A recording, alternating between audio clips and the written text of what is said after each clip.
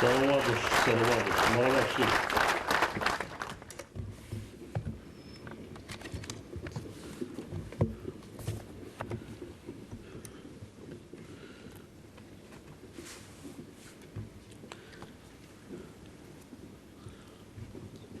محترم کارمندان ساحه معارف، استادان و آموزگاران،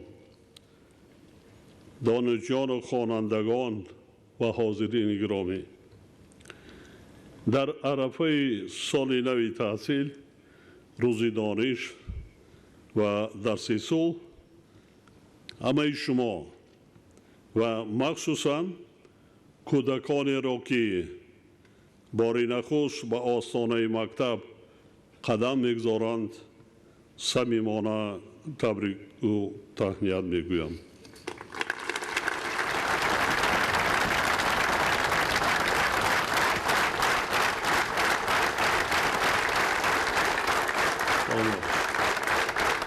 ملاقات هر ساله با دانشجویان و خوانندگان و کارمندان ساحه معارف کشور در روز دانش فرصت خوبی فراهم می آورد که ما وضع این ساحه حیاتاً مهم را مورد تحلیل و بررسی قرار دهیم. زیرا محض دانش عامل اساسی رشد استوار و پیشرفت اقتصادی و اجتماعی هر یک دولت، اینچنین سرچشمه موفقیت و زندگی آسوده هر یک انسان می باشد. نیاگان خردمند و روزگار دیده ما دانش را بهوده قطب‌نمای زندگی، چراغ روشن، جوشن تن، پرچم ظفرمندی و استادی به منت نگفتند. در این بابت فردوسی بزرگ در شاهنامه بیزوال خود چنین گفته است: بیاموز و بشنو ز هر دانش، بیابی ز هر دانش رامش. در زمان ما که رشد با سرعت و بی سابقه علم و دانش، تکنیک و تکنولوژی ها و بخصوص ذهن صنعی خصوصیت برجسته آن می باشد، دانش آموزی اهمیت اولین درجه و حتی حیاتی پیدا کرده است. یعنی عصری که ما در آن کار و زندگی کرده ایستادیم، عصر علم و دانش، کشفیات و اختراعات، تکنیک و تکنولوژی نوترین، زمان پیشرفت و ترقیات ملت و خلق‌های باسواد و دانشمند و نوآور و اختراعکار می باشد. به شرافت استقلال و آزادی، صلح و ثبات کامل و وحدت ملی در تاجیکستان عزیز ما برای علم و دانش آموزی نسل نورس و جوانان تمام شرایط و امکانیت‌های ضروری مهیا کرده شدند. هر سال در مملکت صدها مؤسسه نوی تحصیلات تا مکتبی و میانه عمومی، مرکزهای تحصیلات علاوگی، زبان آموزی و آموزش فنهای دقیق بنیاد و به استفاده داده می شود.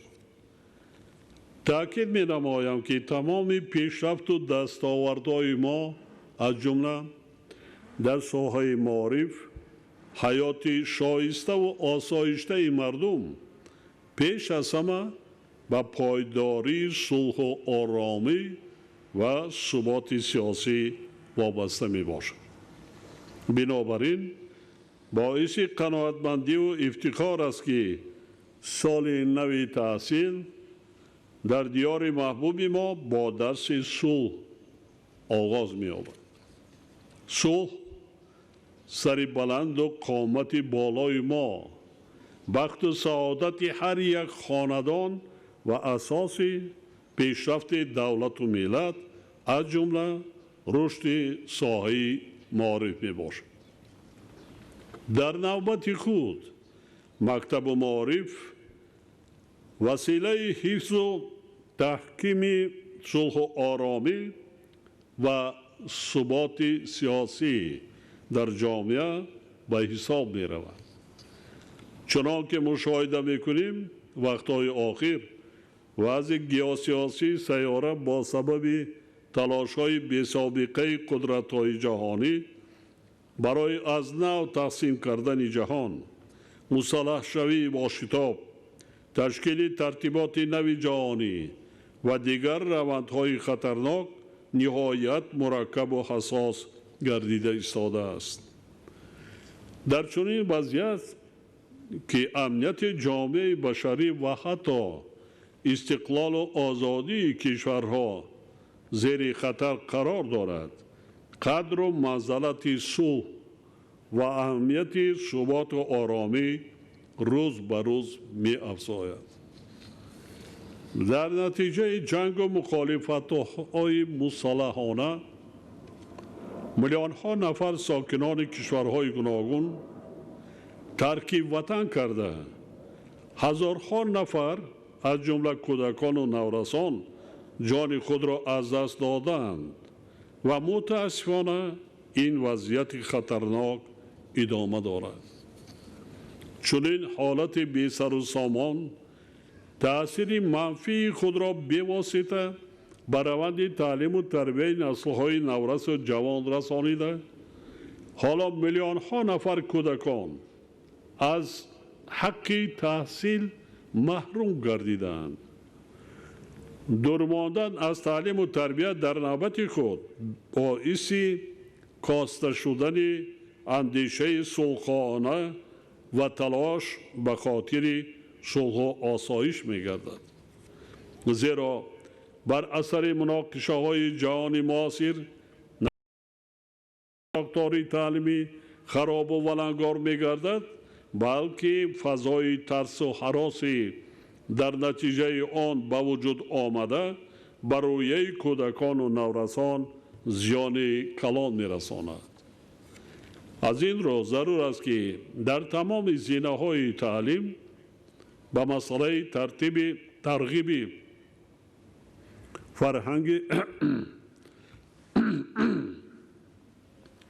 ترغیب فرهنگ صلح آفری، وحدت و همدیگر فهمی، پیشگیری کردن تبلیغات کینه و عداوت، تفرقه اندازی و زورآوری و خشونت اهمیت مخصوص داده شد.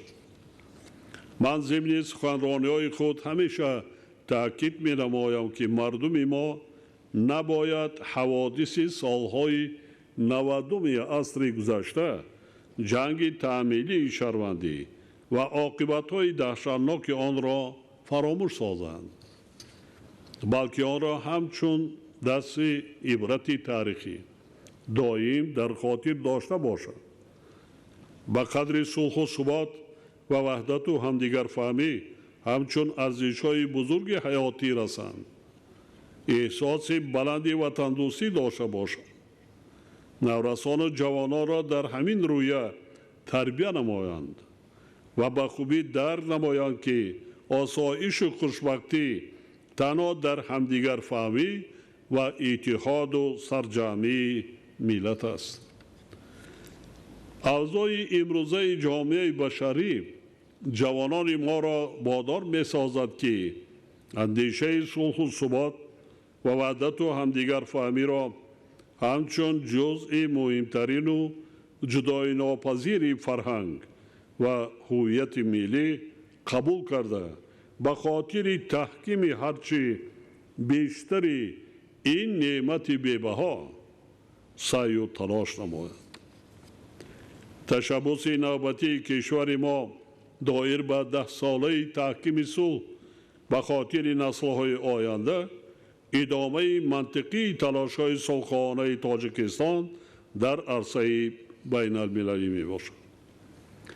سفربر نمودن سعی و تلاش جامعه جهانی به حل مسئولیت آمیز مشکلات سیاره از قبیل مخالفت‌ها، جنگ و نزاع‌ها، فقر و نابرابری و تغییریاب اقلیم که به صلح و امنیت نسل‌های آینده خطر دارند، ماهیت تشبث ما را تشکیل می‌دهد.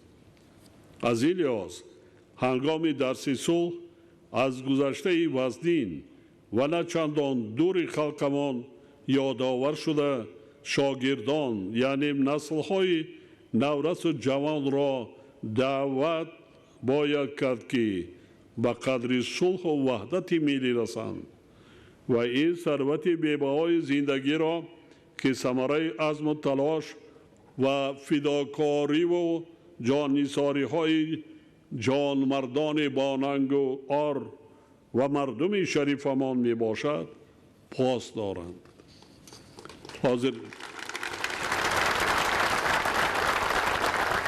حاضرین گرامی، چند سال است که در کشور روند اصلاحات ساحه معارف با مرام ادامه دارد. در این مدت سندهای زیادی معیار حقوقی تهیه و قبول کرده شدند. مبلغ‌زاری به این ساحه مهم سال به سال افزایش داده شد که این پیش از همه با بهتر گردیدن شرایط تحصیل، انفراستراکچور ساحه و وضع اقتصادی آموزگاران مساعدت کرده ایستاده است. علاوه بر مبلغ‌های بودجتی هر سال به ساحه معارف از حساب لایحه‌های سرمایه‌گذاری دولتی مبلغ‌های زیاد جدا کرده میشد. حتی برای همین دانشگاه که امروز ما افتتاح کردیم در خود بنیاد همین 3 کورس 60 میلیون سامانی از حساب بانک آسیایی رشد سفربر کرده شده است. باید گفت که در 34 سال صاحب استقلالی ساحه معارف از حساب بودجت دولتی 67.4 میلیارد سامانی و از حساب لایحه‌های سرمایه‌گذاری دولتی 6.2 میلیارد سامانی یعنی در مجموع 73.6 میلیارد سامانی مبلغ‌زاری گردیده است. امروز در ساحه معارف 11 لایحه با مبلغ 4 میلیارد و 300 میلیون سامانی تطبیق شده ایستاده است. طی دوران صاحب استقلالی مزد مهنت کارمندان ساحه دوره به دوره بیش از 20 برابر زیاد کرده شد. با در نظر داشت منتظم افزودن شماره اهالی و وابسته به این زیاد شدن شماره خوانندگان ضرور است که ساختمان مکتب‌ها، صنفخانه‌های علاوگی و با تجهیزات تعلیمی زمانوی تامین کردن آنها وسعت بخشیده شود. ما سپاسگزاریم که صدها نفر صاحبکاران باننگ ناموس و شخصان سخاوت پیشه در این سمت با حکومت مملکت همکاری ثمره بخش دارند. میخواهم با قناعتمندی قاطع نشان نمایم که طی دوران صاحب استقلالی از جانب صاحبکاران وطن دوست کشور و شخصان سخاوت پیشه به مبلغ 1 میلیارد و 700 میلیون سامانی 1435 مؤسسه ساحه معارف با 231,000 جای نشست ساخته به استفاده داده شده است. برای همینم من از نام خود و حکومت جمهوری تاجیکستان یک بار دیگر به کل صاحبکاران باننگ ناموس و شخصان سخاوت پیشه کل مردم تاجیکستان منتداری صمیمی خود را بیان میکنم.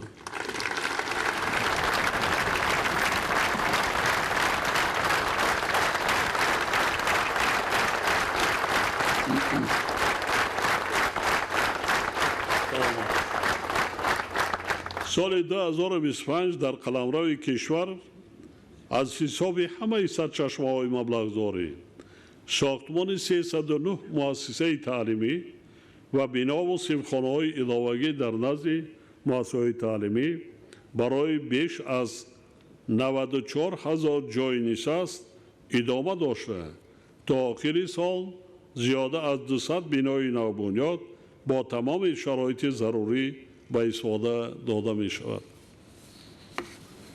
ما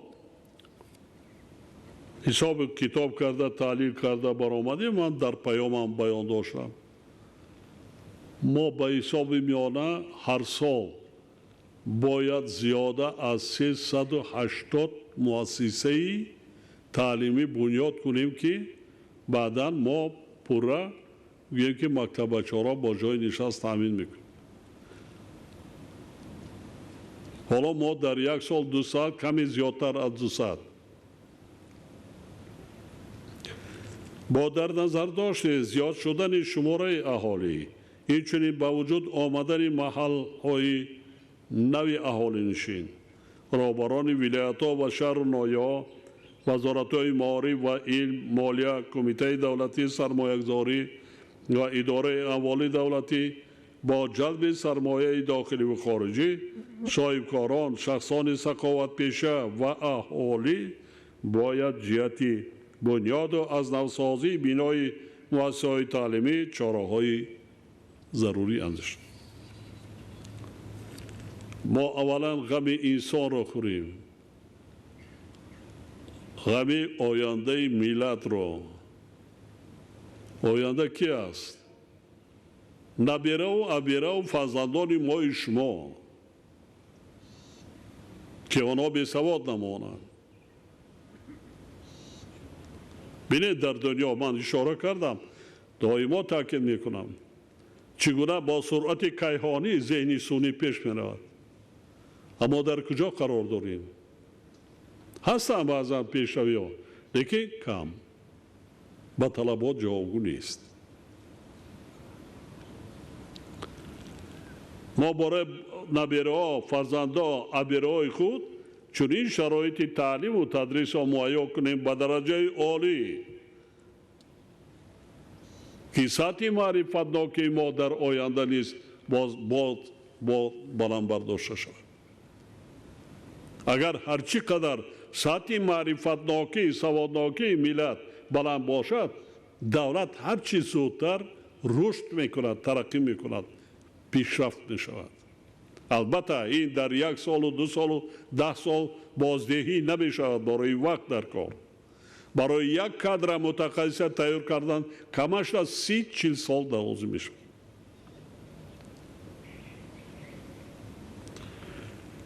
محترم اهل معارف چنان که پیوسته تاکید می نمایم حکومت مملکت به وضع مؤسسه‌های تا مکتبی توجه خاصه دارد. زیرا نخستین فهمیش های کودکان درباره محیط و اشیا محض در همین زینه تحصیلات شکل می گیرد. در برابر پیشروی های معین در این ساحه هنوز مشکلات زیاد نیز جای دارند که پیش از همه کم بودن شماره مؤسسه‌های تا مکتبی و کودکان با تعلیم و تربیت تا مکتبی فرا گرفته شده از جمله آنها می باشد. در نظر باید داشت که افزایش با سرعت اهالی طلبات جامعه را به تحصیلات تا مکتبی سال به سال افزایش داده ایستاده است. چون این حالت رهبران ولایت‌ها و شهر و ناحیه‌ها وزارت معارف و علم اینچنین پدر و مادران را وادار می سازد که بنیادی مؤسسه‌های تا مکتبی و تأسیس شکل‌های الترناتیوی فراگیری به زینه تا مکتبی را گسترش بخشیده اجرای طلبات استراتژی ملی رشد معارف را در خصوص تا سال 2030 با 50% رسانیدن فراگیری و تحصیلات تا مکتبی تأمین نمود. همچنین وزارت‌های معارف و علم رشد اقتصاد و سودا اگنتی نظارت در ساحه معارف و علم مرکز ملی تستی وظیفه‌دار کرده میشوند که جهت زیاد نمودن جایها در اختصاص‌های تا مکتبی مؤسسه‌های تحصیلات میانه و عالی کسبی و در آینده پورا تأمین نمودن مؤسسه‌های تا مکتبی با کادرهای صاحب اختصاص تدریس‌های سودمندانه شد. کشورهای متمدن کشورهای رشد کرده ترقی کرده از لحاظ تکنیکی از لحاظ اقتصادی.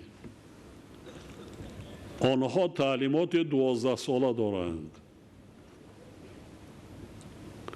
و حالا فکر کرده ایستادند که تعلیمات 14 ساله کنند. یکی از سبب‌های رشد، ترقیات، پیشرفت مخصوصا ساحه علم و تکنولوژی در این کشورها همین است.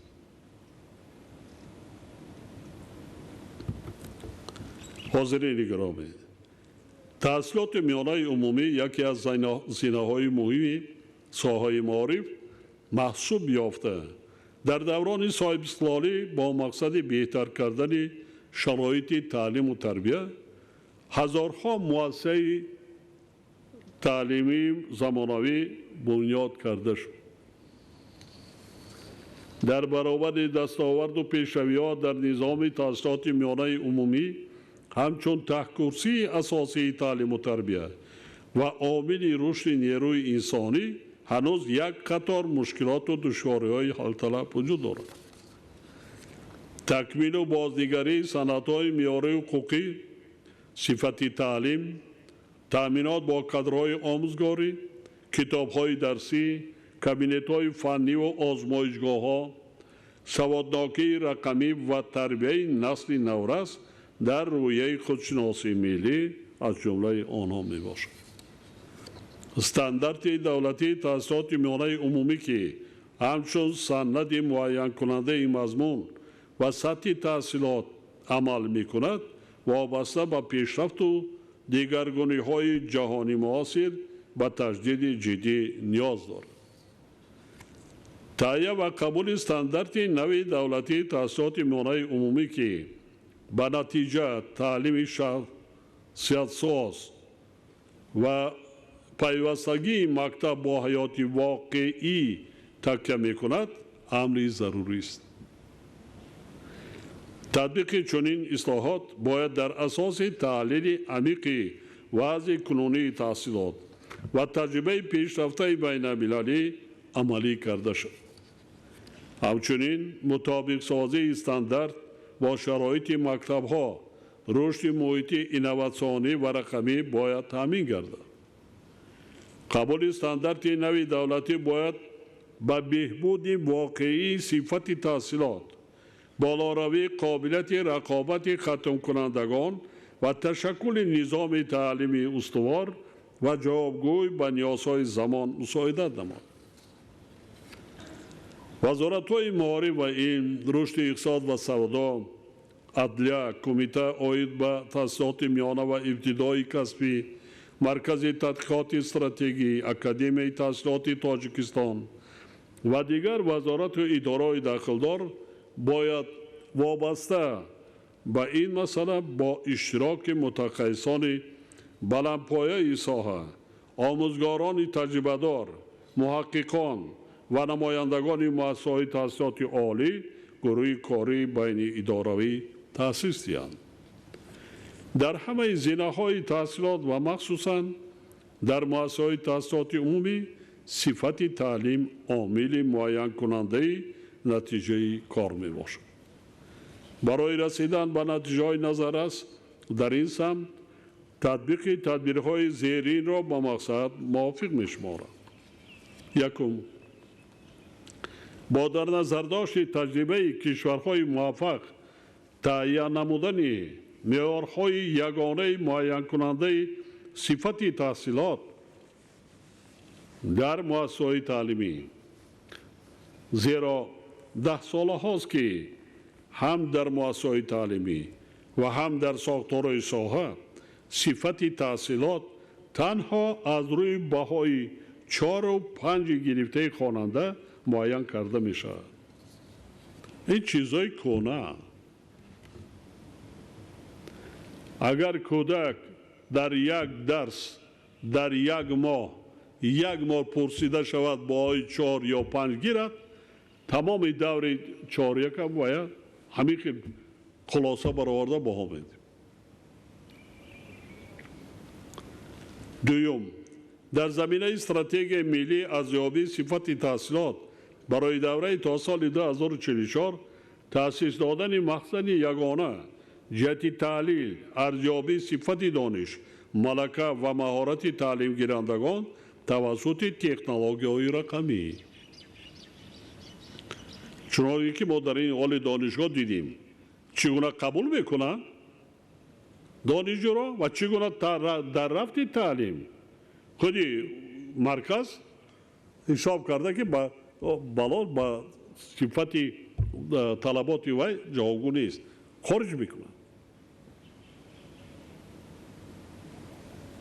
سوم، فراهم آوردن شرایط برای اشتراک در ارزیابی‌ها و برنامه‌های بین‌المللی.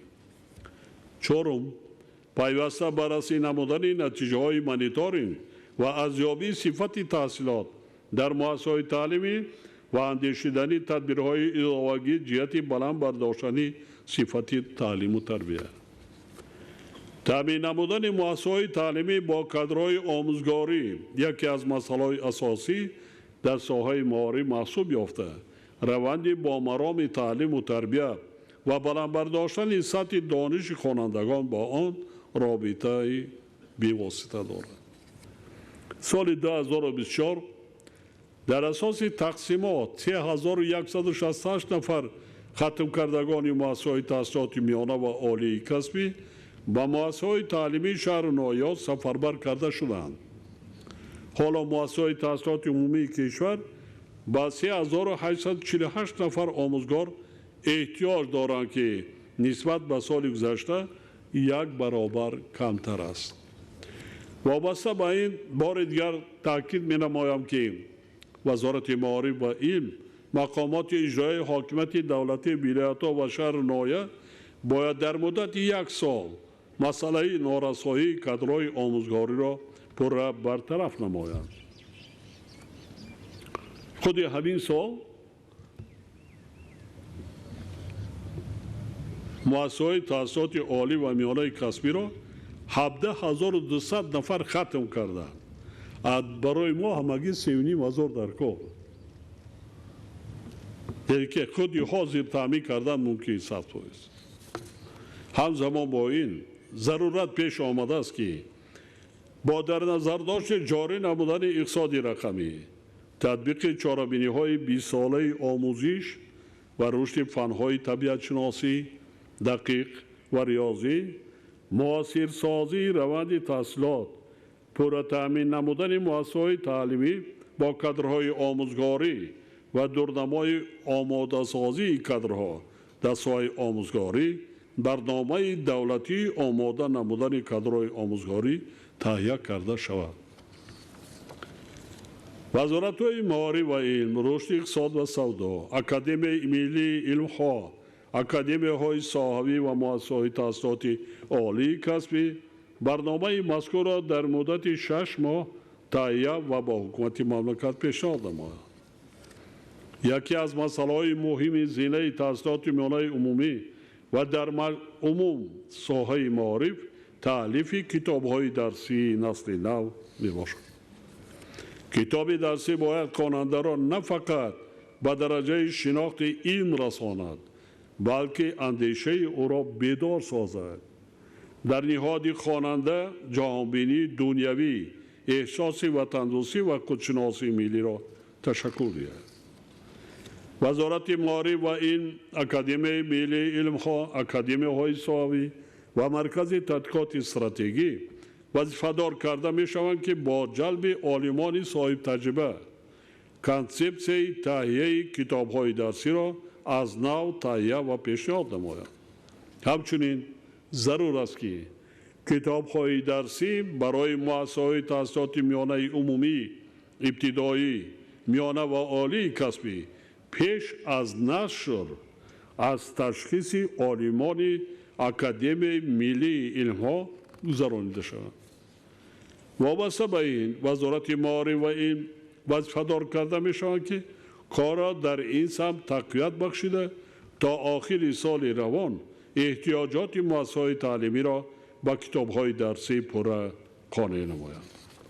همچنین امروز زمان فرا رسیده است که ما پداگوژیک ملی خود را با استفاده از دستاورد و نوگانی‌های زمان معاصر تشکل دهیم و انجام دادن این کار پیش از همه وظیفه عالمان ساحه پداگوژیک میباشد.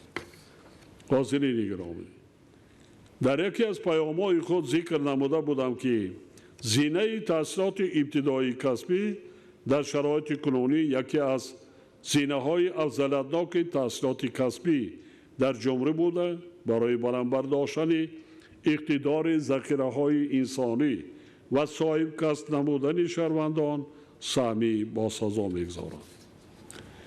با در نظر داشتیم اهمیت این مسئله و با مقصد تأمین نمودن رشد منبعی مؤسسه‌های تحصیلات ابتدایی و میانه کسبی درست پیش با قرار حکومت مملکت برنامه مخصوص برای دوره سالهای 2026 و 2030 قبول گردید که جهت عملی نمودن آن از بودجه دولتی 300 میلیون سومانی جدا کرده میشد. حالا در کشور 66 مؤسسه تحصیلات ابتدایی کسبی فعالیت داشته، در آنها از روی 14 سمت و 330 کسب و اختصاص برای اقتصاد ملی کادرهای کارگری تیار کرده می شوند. در این مؤسسه‌های تعلیمی 23500 نفر خوانندگان با کسب آموزی جلب گردیدند که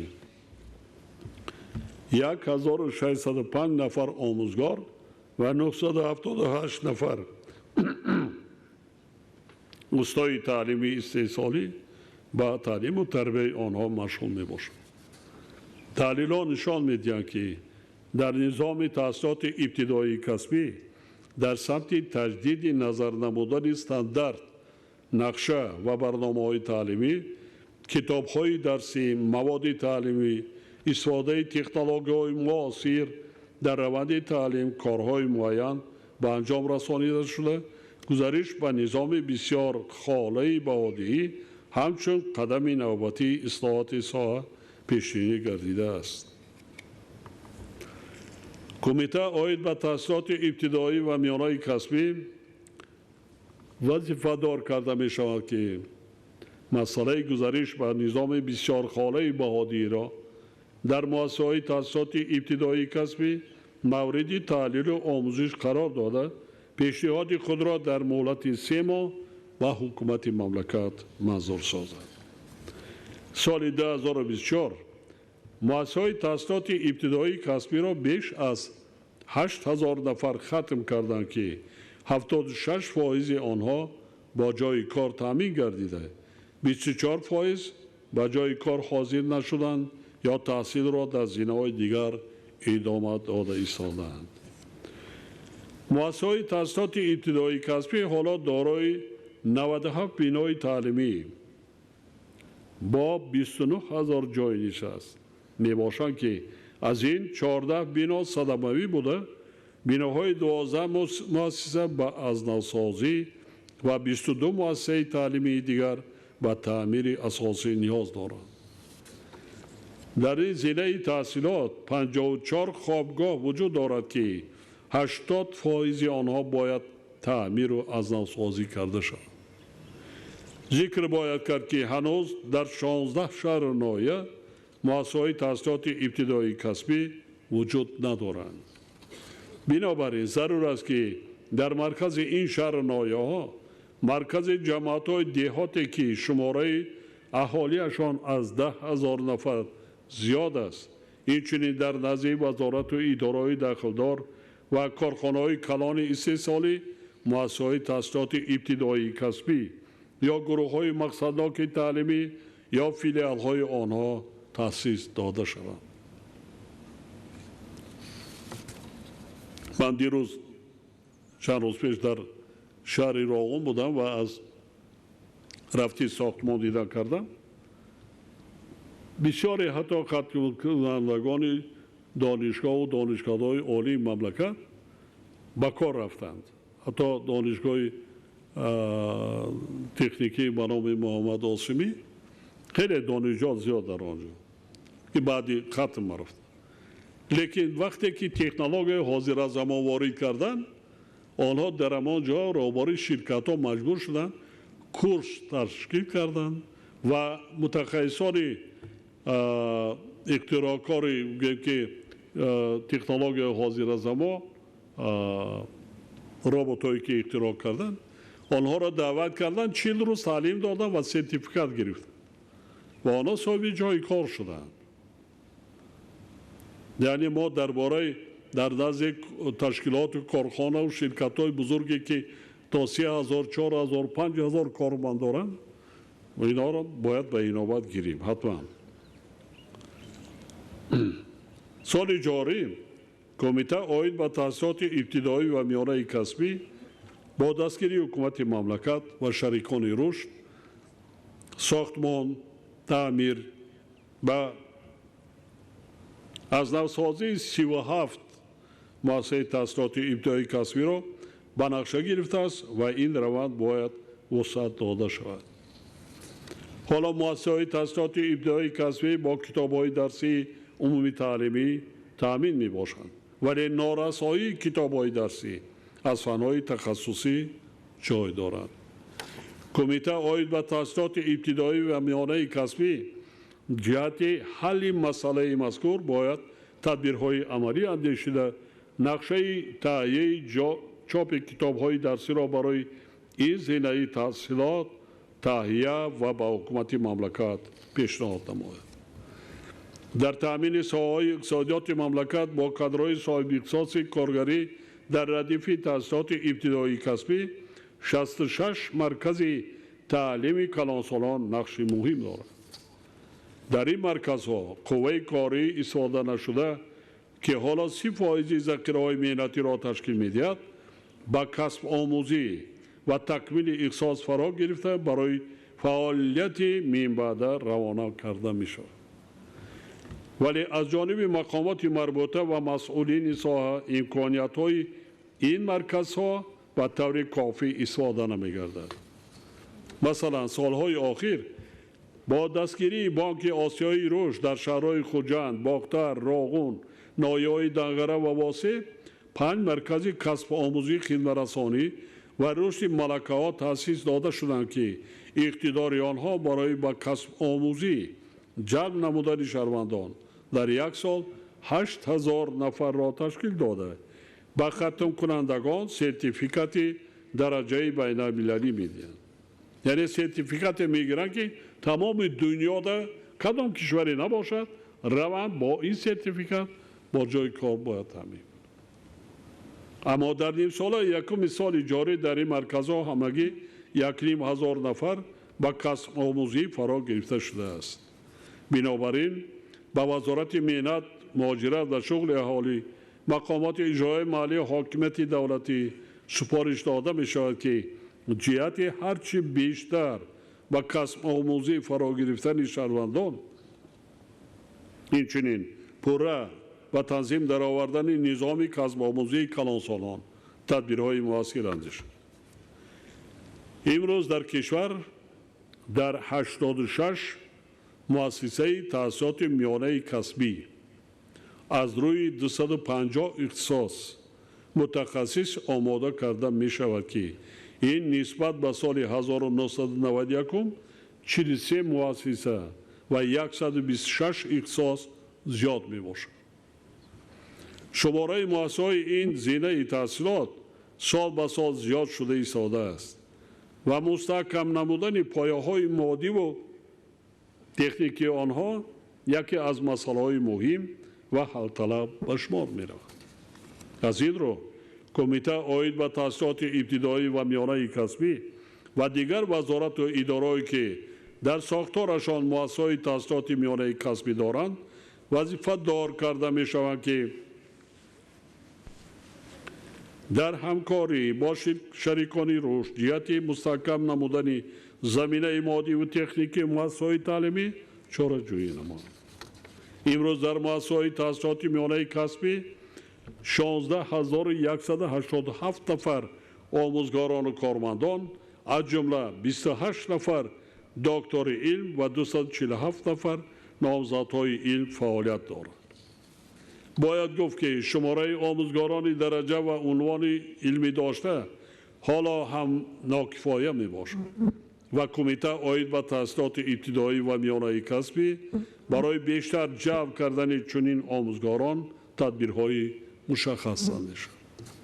اینچنین کمیته عاید به تحصیلات ابتدایی و میانه کسبی وظیفه‌دار کرده می شود که با جلب متخصصان صاحب تجربه مؤسسه‌های تعلیمی و وزارت و اداره‌هایی که در ساختارشان مؤسسه‌های تحصیلات میانه کسبی دارند برای حل مشکلات دیگری ساحه از جمله تهیه و چاپ کتاب‌های تخصصی چاره‌های الهه گرفته شود. حاضرین گرامی، تحصیلات عالی کسبی یکی از پایه‌های اساسی رشد اجتماعی و اقتصادی هر یک دولت به شمار می‌رود. در جهان معاصر که با سرعت تغییر یافته طلبات بازار مهنت پیوسته نو می‌گردد، ضرورت به تحصیلات عالی همچون محیط تولید دانش، تکنولوژیا و اینواسیون بیش از پیش احساس می‌گردد. محض توسط تحصیلات عالی با صفت جامعه می‌تواند به کادرهای تکیه نماید که با دانش، مسئولیت شناسی و دید وسیع مجهز بوده در همه ساحه‌های حیات نقش فعال بازیده می‌توانند. امروز در کشور 48 مؤسسه تحصیلات عالی کسبی عمل می‌کند که در آنها بیش از 213,000 نفر دانشجو به تعلیم و تربیت فرا گرفته شده است. یکی از آنها دانشگاه بین المللی سیاحی و صاحبکاری تاجیکستان می باشد که امروز ما بینای نوی آن اینچنین بینای مرکز رشد ملکه ها، کسب و آموزی و خدمت رسانی را افتتاح نمودیم.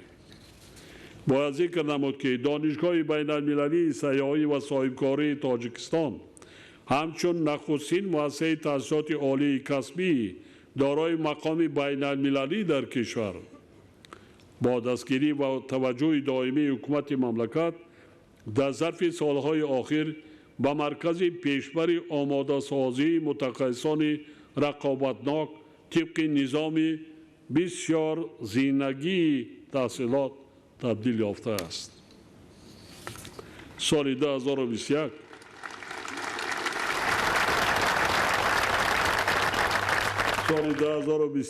ضمن افتتاح دو بینای تعلیمی دانشگاه مذکور و گذاشتن سنگ اساس بیناهای دیگر دستور داده بودم که با هدف هرچی بیشتر و تحصیل و کورس‌های آموزشی فرا گرفتن اهالی ساختمان بیناها با اصول معاصر معماری و بلندآرشانه عملی کرده شد.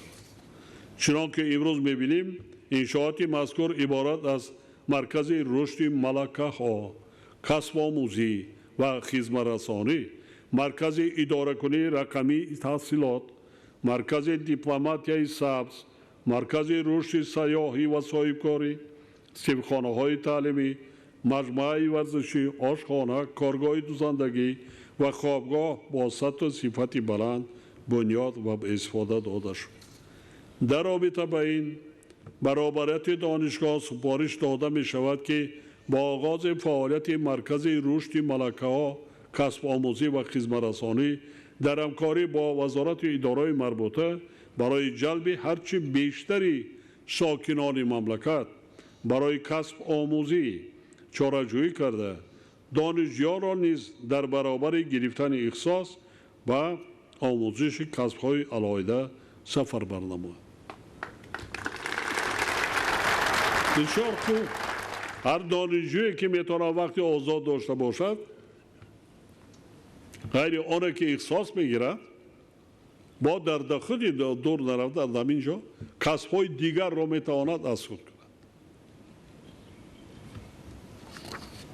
همزمان با این با مقصد تطبیق استراتژی ملی رشد معارف برای دوره تا سال 2030 و استراتژی رشد دانشگاه بین المللی سیاحی و صاحبکاری برای دوره تا سال 2040 پیشنهاد می نمایم که در زمینه دانشکده سیاحی دانشگاه اکادمیای سیاحی دانشگاه بین‌المللی سیاحی و صاحبکاری تاجیکستان تأسیس داده شود.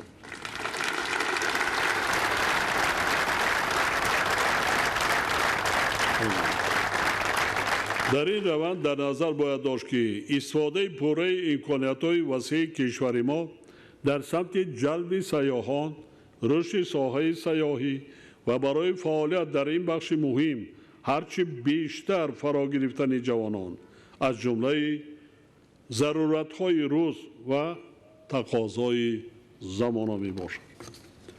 حاضرین گرامی، 20,000 دانشجویان تحصیل میکنند. 20,000. آینده من فکر میکنم باز زیادتر هم میگیرند، چون که فیلیال های این دانشگاه در دیگر شهر و نواح ولایت های مملکت بنیاد کرده شده ایستاده است. حاضرین، از 6 دولت دنیا علاقه در اینجا دانشجویان تحصیل میکنند. کم است لیکن برابر شده. حاضرین گرامی، مسئله آماده کردن آموزگاران ساحه طبیعت شناسی دقیق و ریاضی یکی از مسائل مهم در نظام معارفی مملکت محسوب می‌یابد. از این رو ما را لازم است که در آینده از فن‌های طبیعت شناسی دقیق و ریاضی آموزگاران و محققان سطح بلند را آماده نموده روند عملی شوی 20 ساله آموزش و رشد فن‌های طبیعت شناسی دقیق و ریاضی در ساحه علم و معارف را تقویت بخشد. از این لحاظ وزارت‌های معارف و علم، رشد اقتصاد و سودا و مرکز ملی تستی وظیفه‌دار کرده می‌شوند که با مقصد آماده نمودن آموزگاران بلند اختصاص رویه‌های طبیعت شناسی دقیق و ریاضی قبول داوطلبان را به گروه‌های بودجتی زیاد نمایند.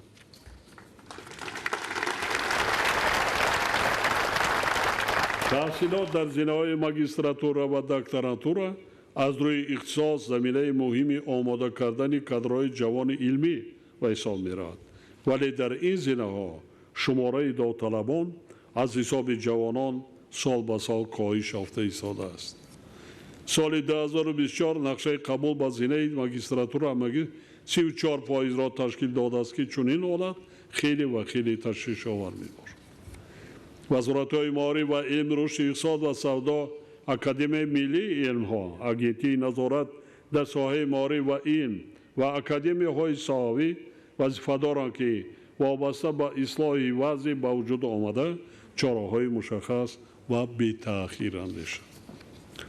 حاضرین محترم، طوری که امروزها مشاهده می‌کنیم تا متشنج گردیدن وضع سیاسی و نظامی جهان و افزایش جنگ و نزاعات در گوشه‌های گوناگون سیاره انسانیت را به تشویش و نگرانی جدی آورده است. در چنین شرایط پرتضاد حفظ صلح، امنیت ملی و ثبات استوار در کشور وظیفه مهمترین همه ما به خاطر تامین نمودن پیشرفت همه ساحه‌های حیات از جمله ساحه معارف می‌باشد. بار دیگر تاکید می‌نمایم که صلح عامل مهمترین رشد معرفت انسان و پیشرفت جامعه است.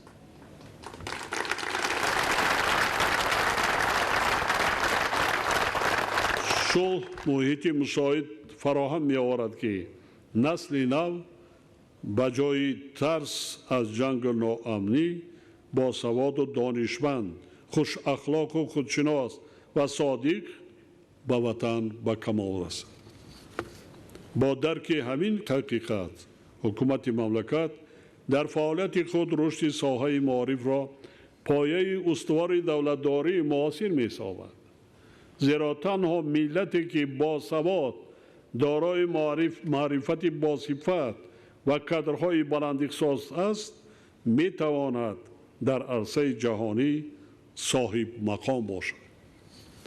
از این رو در دوام بیش از 30 سال صاحب اقتداری با وجود مشکلات زیاد در ردیف ساحه‌های دیگر، ساحه معارف نیز رشد یافت و به پیشروی‌های نظررس نائل گردید. مهمتر از همه در این دوره نسل نوی که محبت به وطن، ارزش‌گذاری به هویت ملی و توجه به علم و معارف در محور شخصیتش قرار دارد به میان آمد. این نسل برای آینده حیات سیاسی و اقتصادی و فرهنگی کشور کارهای زیادی را به انجام می‌رساند. زمانی معاصر که با آن هم ترقیات باصورت و هم مشکلات زیادی گلوبالی خاص است، شخصیت‌های دارای معلومات کامل و از هر جهت فعال را تقاضا دارد. فراموش نباید کرد که کار تنها با مبلغ‌زایی ساحه به اتمام نمی‌رسد، بلکه مهمتر از آن است که جوانان ما حس بلند ملی و جهانبینی وسیع معاصر داشته باشند و وطن خود را صدقاً دوست دارند، تکنولوژی‌های زمانوی را از خود نمایند و زبان‌های خارجی را خوب دانند. پدر و مادران گرامی باید همیشه در یاد داشته باشند که آینده روشن و پرسعادت فرزندان قبل از همه به سطح مسئولیت شناسی آنها در سمت تربیت معنوی، اخلاقی و روحی و روانی فرزندان وابسته می باشد. در این سمت استادان و آموزگاران و اهل معارف نیز مسئولیت و نقش بزرگ دارند. محض آموزگاران مشعل افروزان جامعه قادرند که امروز و فردای دیار را با نور معرفت منور سازند و در رشد و ترقیات دولت و ملت حصه سزاوار گذارند. امروز ما تنها در مؤسسه‌های تحصیلات میانه عمومی هیئت 131,000 نفره آموزگاران را داریم که این قوه و قدرتی بزرگ است. علاوه بر این در دانشگاه و دانشکده‌ها و پژوهشگاه و اکادمی‌های مملکت هزارها نفر عالمان و دانشمندان فعالیت دارند که آنها نیز نیروی بزرگ معنوی میباشند. ضرور است که این اقتدار ذهنی بیشتر متحد و فعالیت آن به سمت صاحب معرفت و دانشمند گردانیدن نسل جوان کشور سفربر کرده شود. آموزگار شأن و شرف ملت است و امروز و فردای هر یک کشور و جامعه از سطح معرفت و فعالیت او وابستگی کلان دارد. خرد آموزگار جهل و خرافات را از بین میبرد و سرچشمه کامیابی ها میگردد. در برطرف سازی تمام مشکلات ملت و دولت پیش از همه آموزگاران سهمگذارند. احترام آموزگار از طرف هر یک فرد احترام خود، احترام ملت و احترام جامعه است.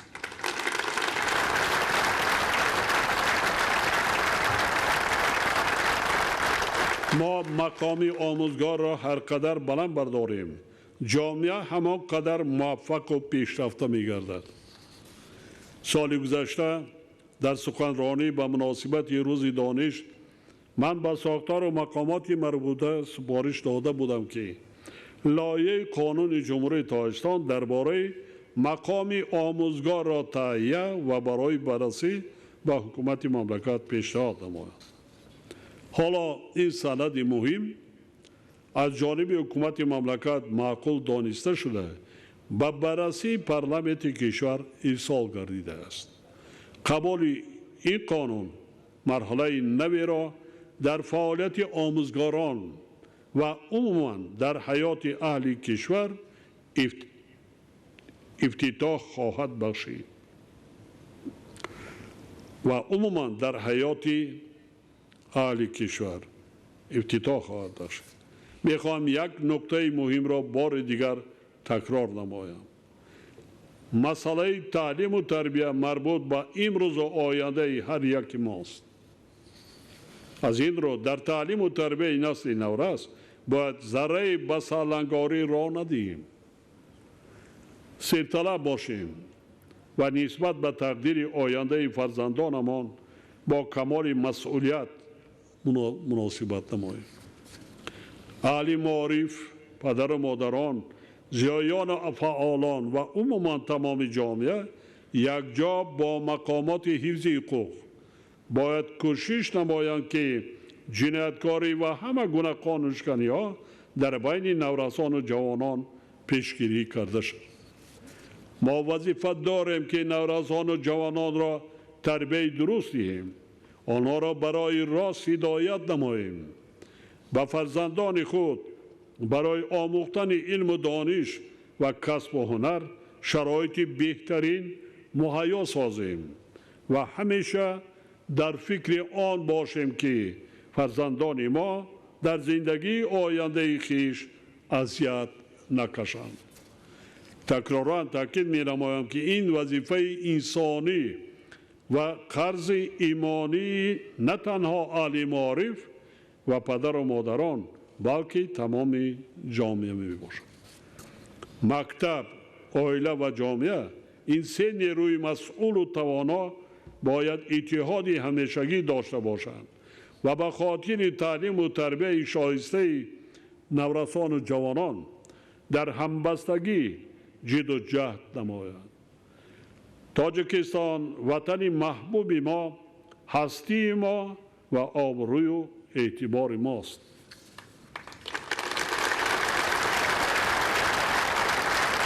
فرض فرزندی و وظیفه شهروندی ما و شماست که به خاطر پیشرفت و آبادی دیار بیشناسای خود خصوصا در دایره آمادگی به جشن بزرگ ملی امان 35 سالگی استقلال دولتی پیوسته زحمت کشیم و آبروی تاجیکستان محبوبمان را در عرصه بین المللی باز هم بلند برداریم.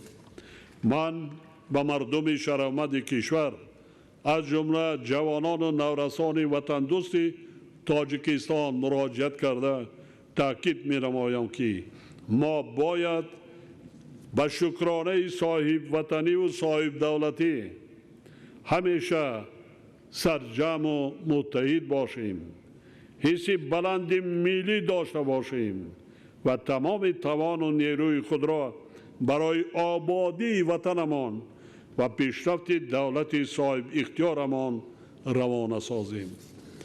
با ایثار اعتماد به آینده آباد وطن عزیزمان بار دیگر کل استادان و شاگردان، دانشجویان و تمام ساکنان کشور از جمله همه شما حاضرین گرامی را به افتخار آغاز سال نو تحصیل و روز دانش صمیمانه تبریک میگویم.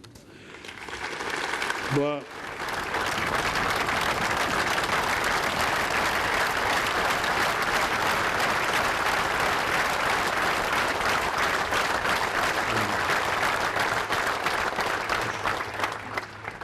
به خوانندگان و دانشجویان خوانش خوب و اعلی، به استادان و آموزگاران برای کار و به مردم شریف تاجیکستان زندگی با سعادت آرزو می‌نمایم.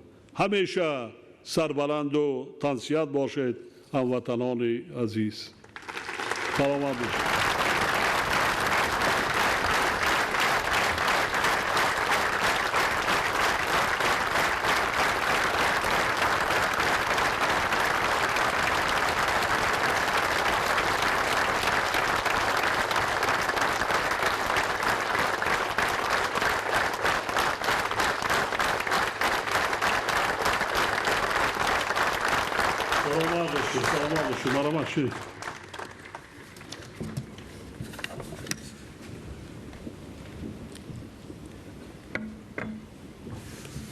خب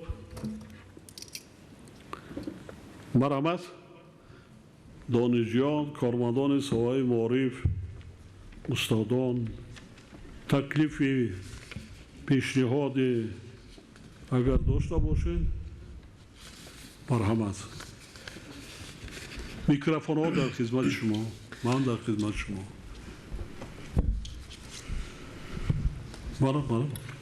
سلام و درود با عرض احترام و ادب به شما اساسگزار صلح و وحدت ملی، پیشوای ملت، پرزیدنت جمهوری تاجیکستان محترم امامعلی رحمان.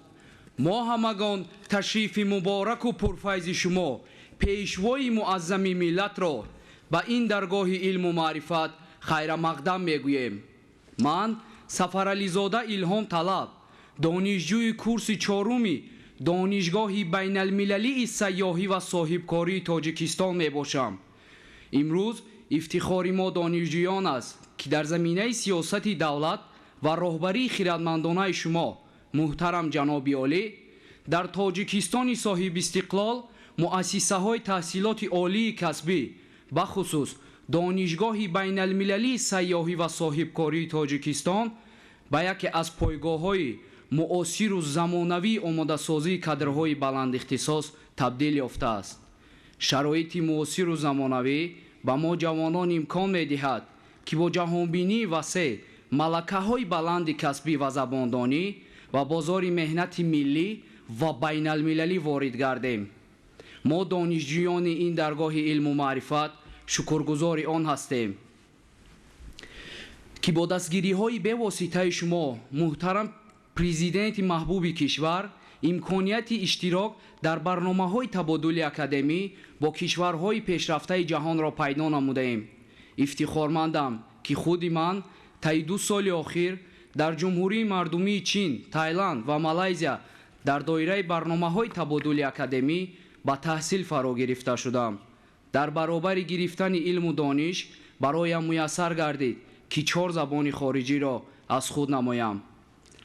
محترم جناب عالی، باعث افتخار و شرفمندی بزرگ است که با تشبث شما محترم پیشوای معظم ملت 25 ایول سال 2025 مجمع عمومی سازمان ملل متحد لایحه قدنامه مخصوص را زیر عنوان نقش ذهن صنعی در فراهم آوردن امکانات نوین برای رشد استوار در آسیای مرکزی قبول نمود.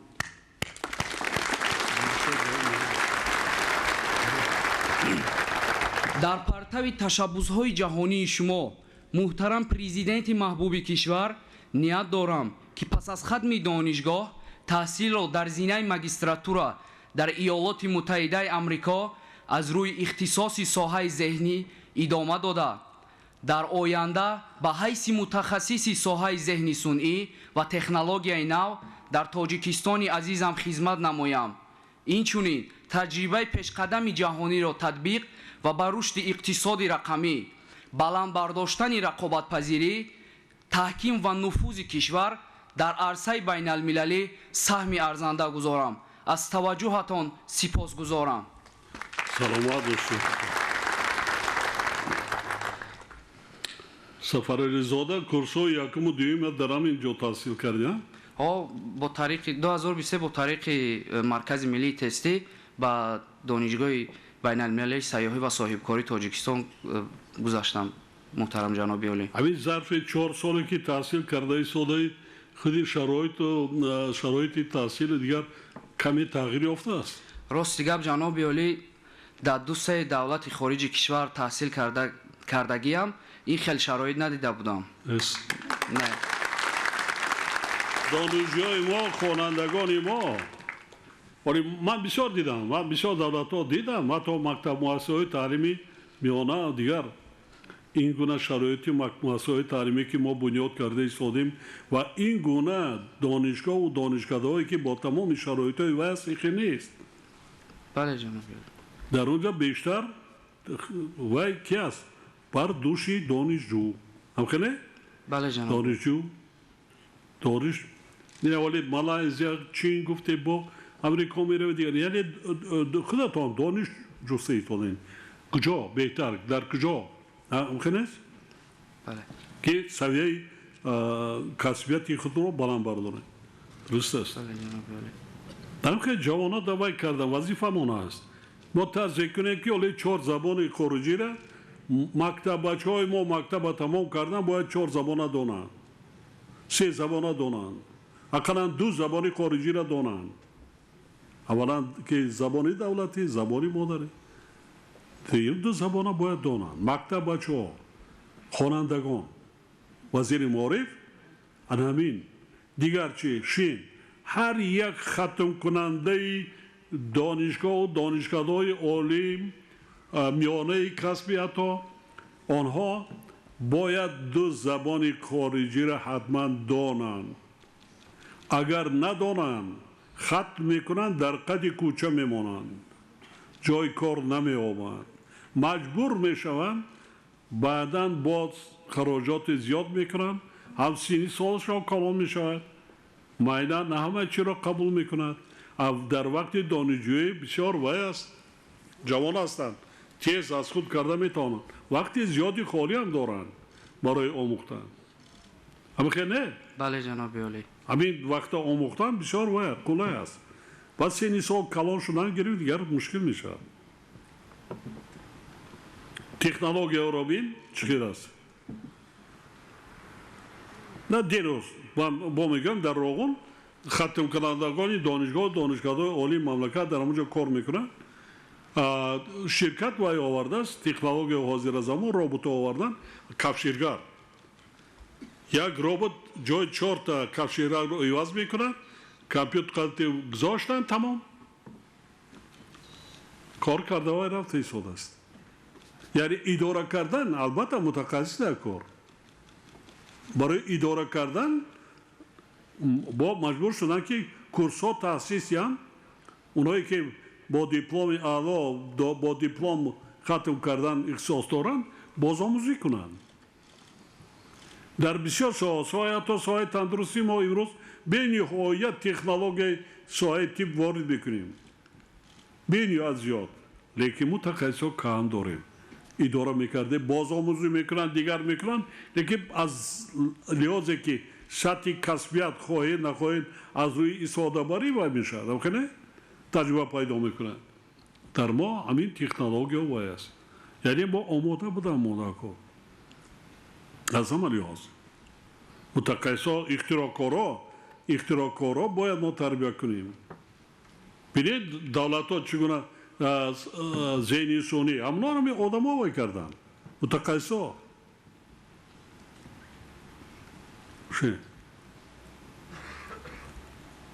кай хатм мекунӣ имсол хатм кунандам муҳтарам ҷаноби олӣ бале ҷаноби олӣ америка чанд сол мехонӣ бояд 2 сол дар зинаи магистратура 2 сол бале ҷаноби олӣ синни соли чанд шудааст синни 21 ҷаноби олӣ 21 голи ҷавон мешавад фикри оиладорира оиладор ҳастӣ бале ҷаноби олӣ камтазан деҳоти духтаре ки соли гузашта дар муассисаи миёнаи рақами 19 дар назди шумо баромад карда буд бо ҳамон издивоҷ кардем камтазан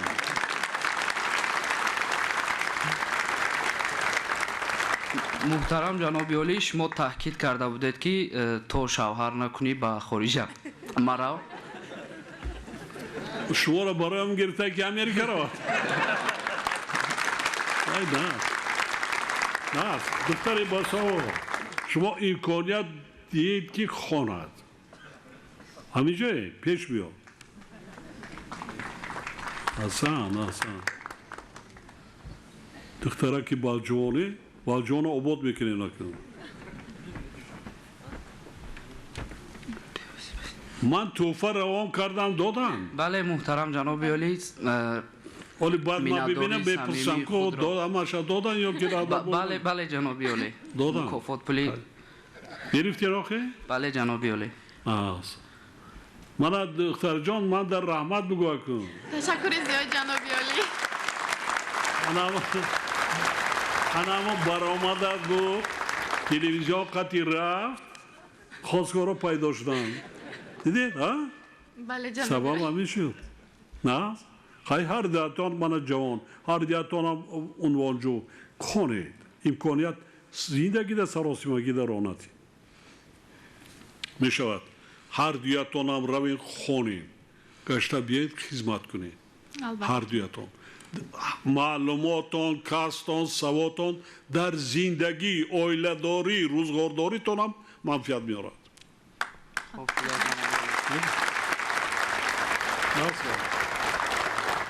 ما شما را تبریک میگیم تشکر رضا جناب عالی. که خدا یکی از اویلای خوشبختترین دولت تاجیکستان باشه.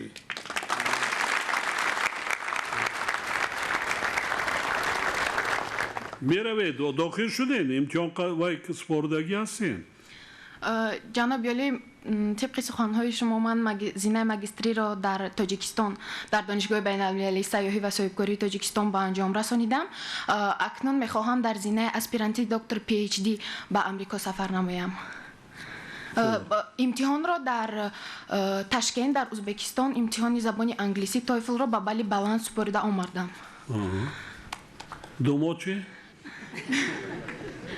بوکسیر میگیری؟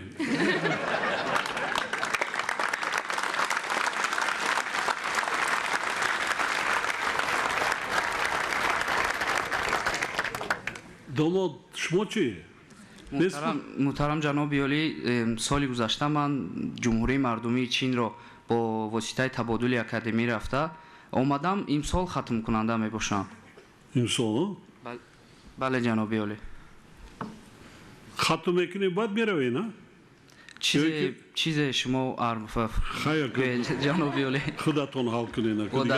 من حیات زندگی شخصی شما در دیگه مداخله کردن نمیتونم. خوب شده جناب عالی. لیکن هر دویتون هم کوشش کنین که خونه امکانیاتی خونه. چند قدر پس ختم میکنی؟ من همین سال ختم کننده محترم جناب عالی. همین سال؟ بله. خیلی ختم میکنی. خیلی برو همون جوایی که انشاءالله من باوری دارم داخل میشی. خوب شده جناب عالی. را بار دختری مورا خوب کای کن. هم محافظ شو هم امکانیات خونت. خودت هم خون. خوب شده باید جناب گشته عالی. بیاین. اومدین ماده زنگ بزنین. خوب شده جناب عالی. سایت دپارتمنت اینترنت قد. خوب شده. خوبه؟ من میوام میگیرم. خوب شده. اگر نبرم زیده باشم کجای دکی باشم همین تاجیکستان دا یکان جای دیگر من زپاسنای ایرودروم ندارم. همین تاجیکستان دایم کمک میکنن شما را دستگیری میکنن. تشکر جناب عالی. نه از خوشبخت هستین آخه؟ بله جناب عالی.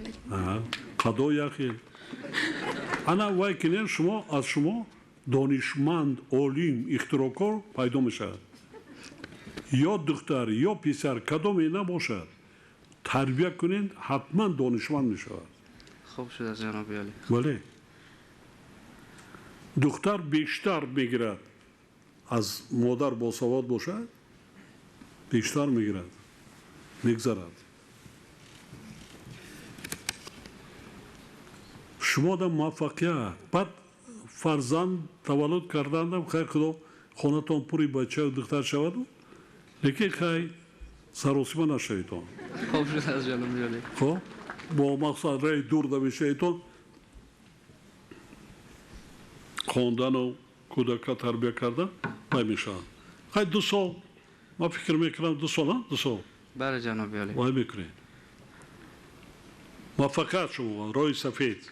رحمت. تشکر جناب عالی. حسن سلامت باشید. سلامت خان سنیم بالجوان رفتی تا خود شما اومدن ما بالجوان رای سری خواستها رو دیگراش همون کار مونده قالش هم ساز کردیم برانزی که وای میکنیم راه دیگه شرایطش خیلی ناسیده است. بله جناب عالی. بالجوان ده هست یکم کس خیشتا برو همونجا جناب عالی ما دایم رفته میبیاییم. پدر و مادرتون همونجا؟ پدر و مادرم همشان اینجا استاد. در کدام قشلاق؟ قشلاق کشتود. تشتود؟ کشتود از دنغره پایانتر همین نزدیک. دنغره پایانتر؟ نه طرفی کانگورت. طرفی کانگورت؟ چورباغ بعد کشتود. این طرف دستی چپ؟ ها از سنگو بله. منظرهای زیبا دارند. پدرت چند رفتگی؟ پدرم 55. جوان چیکار میکنه؟ چی اختصاص دارد؟ پدرم عین زمان در صاحبکار میباشد. از مهاجرت مهنتی که بودن برگشتن در تاجیکستان حالا هستن. کارو هستن؟ بله جناب عالی میخواستم همین مینتداری خود را به پدر و مادرم رسانم، چون که چی پیشروی ها و چی چیزی شد پدر و مادر و محض پدرم بود که به من یک باوری داد که تو میتوانی و مخصوصا برای دختر که تحصیل در خارج کشور باز از بالجوان خیلی دشوار است، به من باوری کردن و بسیار هم به این شخص من ما نیز همین را گفتنی بودیم که با پدر و مادرت یک جهان مینتداری ما را برساند برای تربیت کردن چونی فرزند. از هر یک شخص از خودش وابستگی دارد، از هر یک کادر، خواه دختر خواه پسر از خودش وابستگی. تربیت، اگر تربیت خوب در عائله دیده باشد حتما ولی او بالجوان ساز بگو بسیاری ها نمیفهم با بالجوان که میکنن که نمی بعدی چه فخر با بالجوان یا نایه دوردست کویسان یا دروی دره یا دروی کوه میسی ورزاب کویسان. دیروز در نایه تاجیک‌آباد در نایه رشت خانه هایی که در نتیجه آفت‌های طبیعی زمین لرزه خراب و ولنگار شده بودند به مردم. ما در سفری دو روز داشتیم 380 عائله صاحب خانه و داشتند. در اونجا یک خانه ما وارد شدیم 40 سال باز آموزگار در یک دهه بلندترین کوهستانی که دیگه کوه سربافلک هیچی نیست از اون طرف. خب 4 پسرش آموزگار از دوشنبه دیگر شهر نایاد آموزگاری میکنن. فهمیدید؟ یعنی هر مچه از عائله از پدر و مادر به واسطه وابستگی دارد. در کجا زندگی میکند در کجا نمیکند برای تربیت فرزند یگان فرقیتش نیست. از انسان چی میماند میراث؟ از انسان از پدر و مادر چی میماند میراث؟ چی میماند؟ فرزند صالح همین دیگه میگذاری میروی از اون را هیچ که گرفته نمیتواند. سلامت باشید. هر دیتان را پدر و مادرتان رحمت کنید. خوانید، کسب، علم آموزید، روی یقین جدی بیاید ملت و وطن دادن صادقانه خدمت کنید. سلامت باشید. سلامت باشید.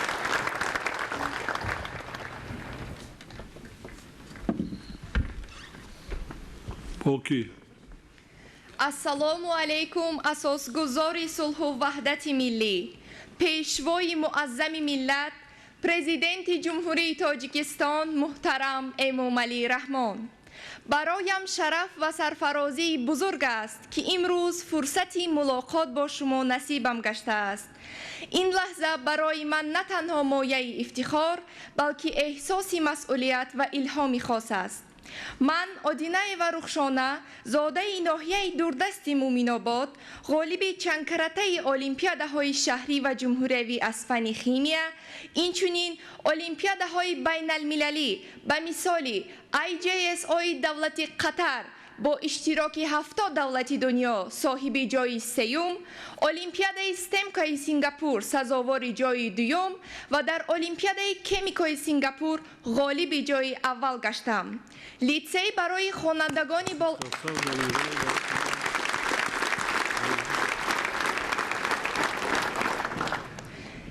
برای خوانندگانی بالیاقت در شهر دوشنبه را با اتستات اعلا در رویه فنهای طبیعی ریاضی با مدال طلا ختم نمودم. داننده 5 زبان خارجی بوده، عین حال دانشجوی کورس سیوم سمت طبی دانشگاه سین جورج یونیورسیتی لندن شاهیگری بریتانیای کبیر می باشم.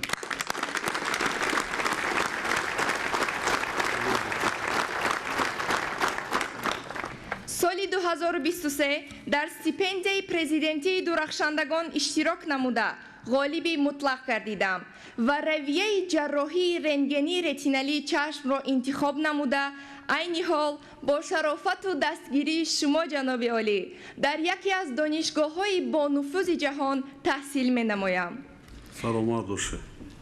راهبریت دانشگاه دوامات و خالهای به دست آورده دانشجویان دانشگاه را نتیجه گیری نموده در سال 2025 مرا همچون دانشجوی بهترین دانشگاه MPW برمینگهم انتخاب نمودند.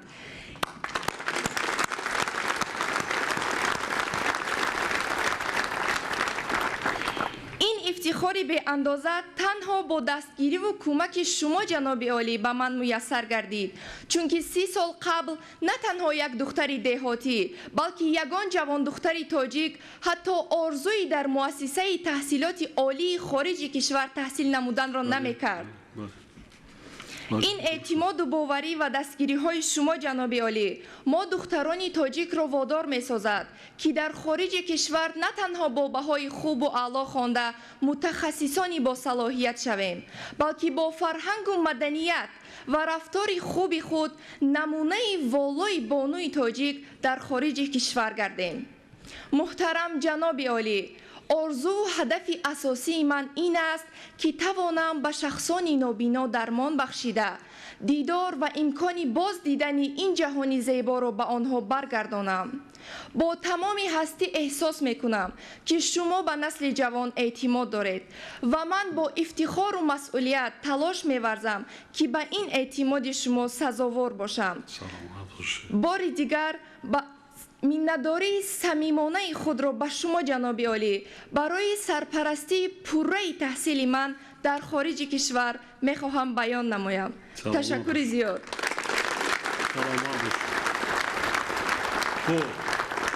شما تنها تحصیل میکنید در یک دانشگاه شهروندی تاجیکستان؟ بله، من اولین دختر تاجیک در دولت انگلیا در ساحه تیپ تحصیل می نمایم. خب دو سال دیگر مون؟ یک سال؟ تیپ در دولت انگلیا در مدت 7 سال است و من 2 سالش را تمام کردم و سالی سیوم. 7 سال است؟ بله. 2 سال ای لول تحصیل میکنی و بعد از آن که زیاده از 9 امتحان میسپاریم، بعد از آنی که همه آن امتحان ها را با ای ستار یعنی 5 اعلا تمام کردی، بعد به دانشگاه ها داخل میشوی. من به 7 دانشگاه بریتانیای کبیر و به دانشگاه های اروپا به مانند فرانسه، ایتالیا، اسپانیا و گریچیا داخل شدم. خب زبان‌های خارجی کدام زبان‌ها را می‌دونید؟ محترم جناب عالی، زبان روسی، انگلیسی و ترکی را در سطح عالی و زبان ایتالیایی و فرانسوی را در سطح معاشرت از خود نموده ایستادم. حالا وقت است. بکن. ناسون با علاقتی خون. ما انتظار، ما طبیب نداریم کم. حتی مخصوصا با طبیبان چشم کم داریم، نداریم. بله. یک وزیر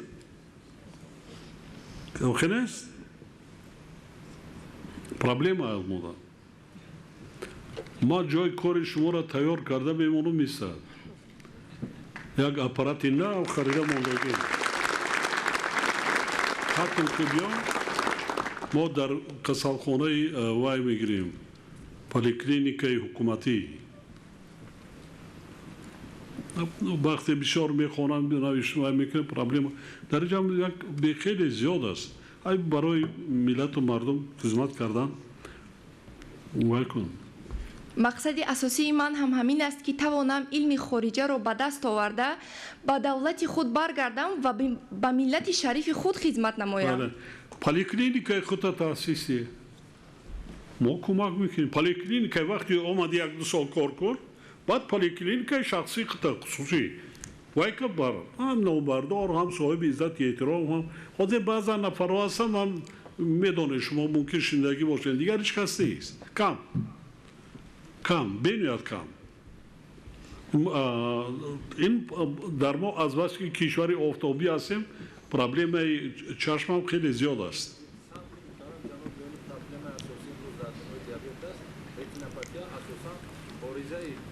با این همین کسانی دیابتی قند اول چی میکنند؟ چشم. بله. قند ماده فرمیشوی پرابلمش رو ایستاده است.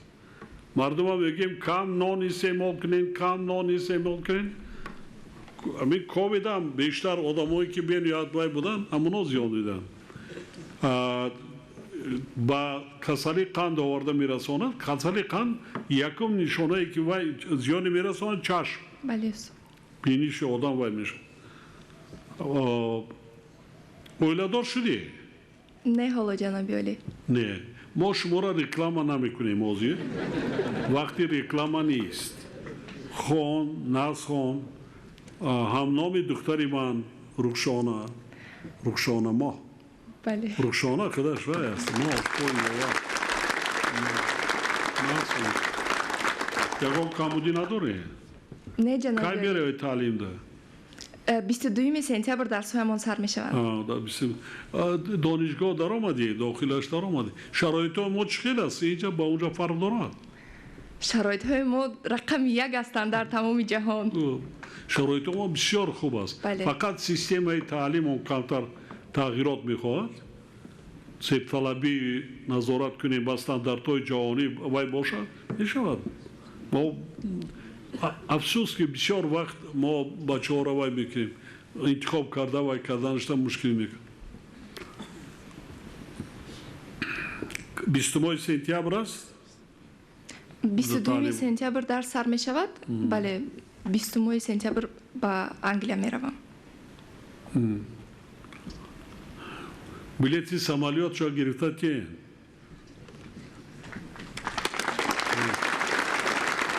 بلیت سمالیات رفته اومدن بین یا تومن دیگه هیچی اولی در کار نیست ختم که بیا من حاضر توی کردیم ما این کسا دکتری بالجونی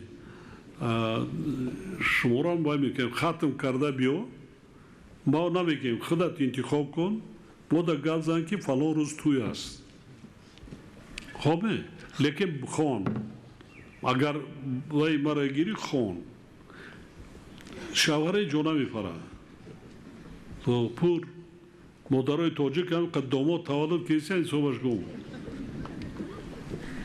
هر سال 240,000 250,000 50% بچه است تولد شده ایسان وای نکن خوشت خوندن دگیر بعد دوجا وایش طلبات هم خیلی وزمین است بله. مثل با بیشتر نگرس که قلی دانشجو است موفقیت شما دا تشکر زیاد. سلام باش پدر و مادرت است بله جناب عالی. میناداری ما را بیان کن ناز کردن همین اجازت دادن برای خواندن دیگرش از خودت وابستگی دارد من مینداری پدر و مادرم رو به شما میرسانم جناب عالی. رحمت سلام باش خوب رحمت سلام و درود بر شما اساسگزار صلح و وحدت ملی پیشوای ملت پرزیدنت جمهوری تاجیکستان محترم امام علی رحمان مایه افتخار و سرفرازی من است که امروز در حضور مبارک شما راهنمای خردمند و سازنده تاجیکان جهان سخن میگویم من رحمت الله زاده انوشیروان جمعخان ماجسترانت اختصاص حقوق بین المللی دانشگاه بین المللی سیاحی و صاحبکاری تاجیکستان داننده 4 زبان خارجی با احساس بلندی مسئولیت وطنداری و افتخار ملی از نام نسل جوان دوران استقلال به شما پیشوای معظم ملت برای سیاست خردمندانه و غمخواری پیوسته در رشد و نموی ساحه علم و معارف خصوصا دستگیری دانشجویان و محققان صدقاً اظهار سپاس می نمایم. همزمان باعث افتخار و سرفرازی کل آموزگاران و محصلین بارگاه علم و معرفت است که محض روز دانش در این مکان مقدس با حضور شما محترم پیشوای محبوب ملت برگزار گردیده ایستاده است.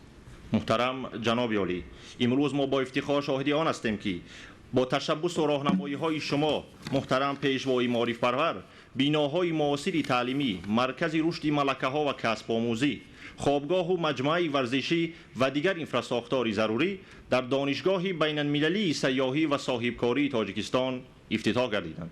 این تشبث‌های شما محترم جناب عالی امکان فراهم می‌سازند که ما جوانان در برابر صاحب شدن اختصاص‌های مخصوص باز به آموزش کسب‌های معاصر از قبیل ملکه‌های رقمی در ساحه سیاحی و مهمانداری، راهبلد سیاحی، زبان‌های خارجی برای فعالیت کسبی، برنامه‌سازی، تکنولوژی اطلاعاتی و ارتباطی، مارکتینگ، صاحبکاری اینوواسیونی و اداره‌کنی تجارت گردیم. ما ماگسترانتان و دانشجویان با درک مسئولیتی بلند تمام دستاوردهای خود و امکانیت‌های فراهم شده را محض ثمره سیاست غمخوارانه شما محترم جناب عالی می‌دانیم.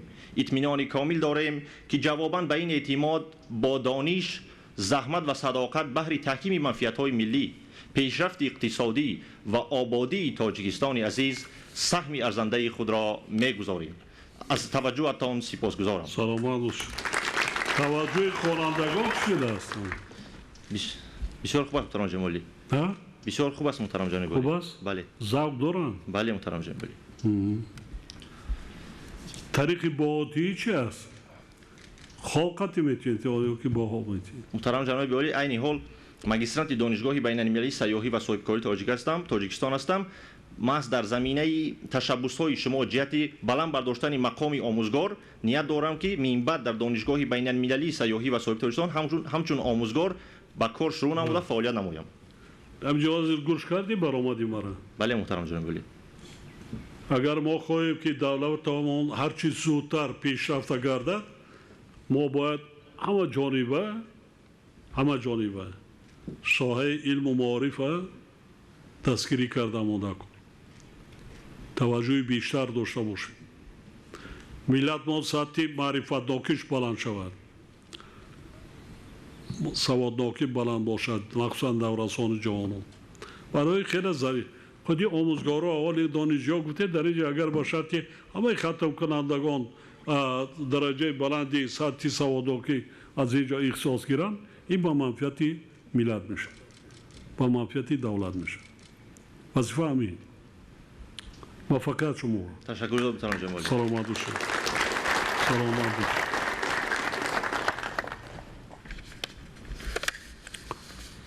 محمد دیگر نیست؟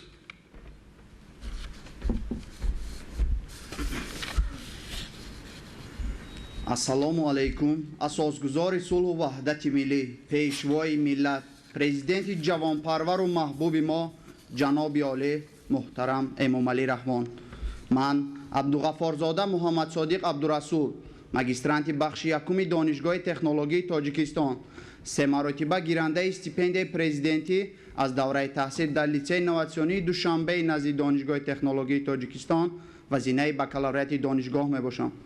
محترم جناب عالی، ما جوانان هماروزه توجه و غمخوری‌های پیوسته‌تان را نسبت به علم آموزی از بر نمودن تکنیک و تکنولوژی زمانوی و در این راستا جهت بالا بردن سطح دانش و جهانبینی خویش احساس نموده در اساس تاکید و هدایت‌های پیوسته شما جناب عالی جهت از بر نمودن زبان‌های خارجی و آموختن کسب و علم زمان معاصر اقدام نموده 4 زبان خارجی را از خود نمودم. محترم پیشوای معظم ملت، یادآور می‌شویم که هنوز سنه 1 سپتامبر سال 2011 ضمن تشریفتان در روز دانش به دانشگاه تکنولوژی تاجیکستان شما جناب عالی نتیجه محصول اختراعکاری استادان و دانشجویان را بلند ارزیابی کرده بودید. امروز نیز در این بارگاه علم و معرفت روند مذکور با مرام ادامه داشته تأسیس مرکزهای مشترک تاجیکستان و کره، آزمایشگاه‌های علمی و تحقیقاتی، تکنوپارک و آیتی پارک با ما جوانان شرایط فراهم آورده است که همسالت در آزمون‌های اختراعکاران جوان و بهترین لایحه‌های اینوواسیونی شرکت ورزیده، صدها لایحه و ده‌ها اختراعات را پیشنهاد نموده، برخی از آنها را وابسته به مهمیت و امکانیت‌های موجوده تا سطح استحصالات عملی نماییم. محترم جناب عالی، من در آزمون تبادلی اکادمی دانشجویان از بین دانشجویان دانشگاه صاحب گرانت تحصیلی اراسموس پلوس اتحاد اروپا گردیده دوامی 6 ماه در دانشگاه جمهوری پادوا ایتالیا تجربه و سبق آموختم. ضمن تحصیل در دانشگاه نامبرده تکنولوژی نوین ساحوی از جمله اقتصادیات رقمی، تطبیق تکنولوژی ذهن صنعی در اقتصادیات و صنعت، استفاده بری نظام بلایحه‌گیری اتوماتی و زمینه‌های اساسی تهیه و ذهنی کارکرد کلان را از خود نمودم. محترم پیشوای معظم ملت، برایم باعث افتخار و سرفرازی بود که زمان تحصیل در دانشگاه پادوای جمهوری ایتالیا سنه 25 ایول سال 2025 مجمع عمومی سازمان ملل متحد پیشنهاد نوبتی جهانی شما را با قطعنامه مخصوص زیر عنوان نقش ذهن صنعی در فراهم آوردن امکانات نوین برای رشد استوار در آسیای مرکزی قبول نمود که من همچون فرزند ملت تاجیک و پیرو اصیل شما جناب عالی در بین دانشجویان بیش از 50 دولت دنیا احساس فرهمندی نمودم. واقعا هم برایم بسیار هیجان آور بود وقتی که دانشجویان و استادان خارجی از این موفقیت ملت تاجیک مرا همچون یک جوان این کشور شادباش میگفتند. محترم پیشوای معظم ملت، این اقدام های بشردوستانه و توجه و غمخواری های شما جناب عالی ما جوانان را در این دوره حساس جهانی شوی و وضع مرکب سیاسی باز هم وادار می سازد که از پدیده های نامطلوب امین باشیم، شخصیت خیش را تشکل داده با کسبیت بلند در رشد صنعت و اقتصاد کشور سهم مناسب گذاریم. سپاس برای توجهتون.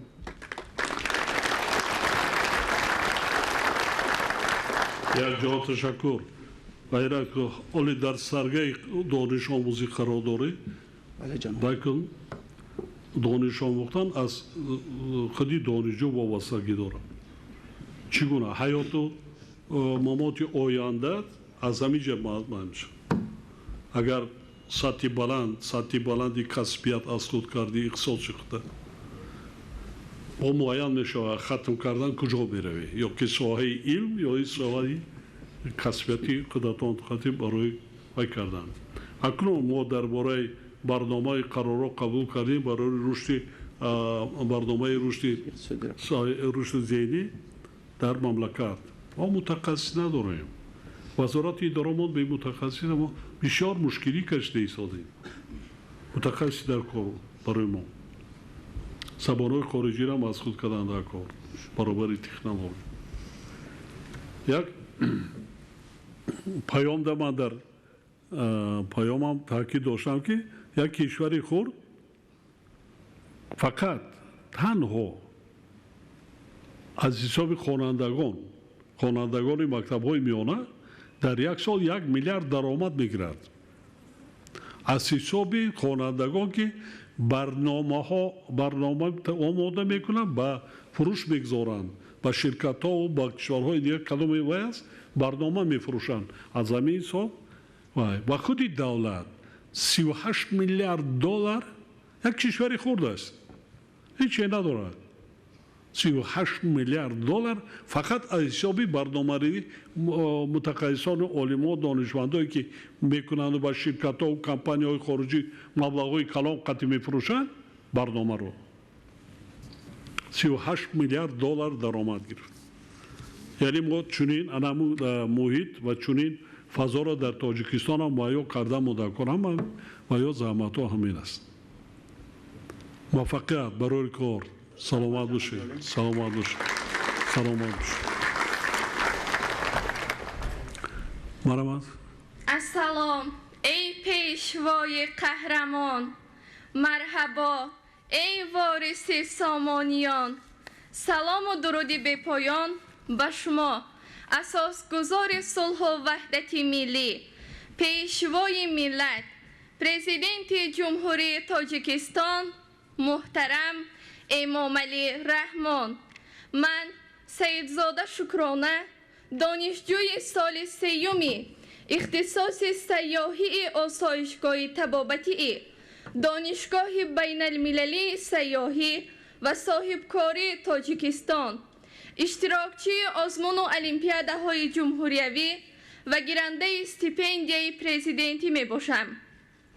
محترم پیشوای معظم ملت، با شرافت سیاست دوربینانه و غمخواری های شما جناب عالی، ساحه نوی علمی و عملی سیاحی آسایشگاه طبابتی بار نخست در دانشگاه ما تأسیس داده شد. این اقدام بزرگ امکانیت فراهم می آورد تا متخصصان جوان در سمت خدمت رسانی آسایشگاهی و طبابتی برای سیاحان و شهروندان کشور آماده گردند. در زمینه این اختصاص ما می توانیم یکی از سمت‌های مهم و سیردرآمد اقتصادی ملی را رشد دهیم.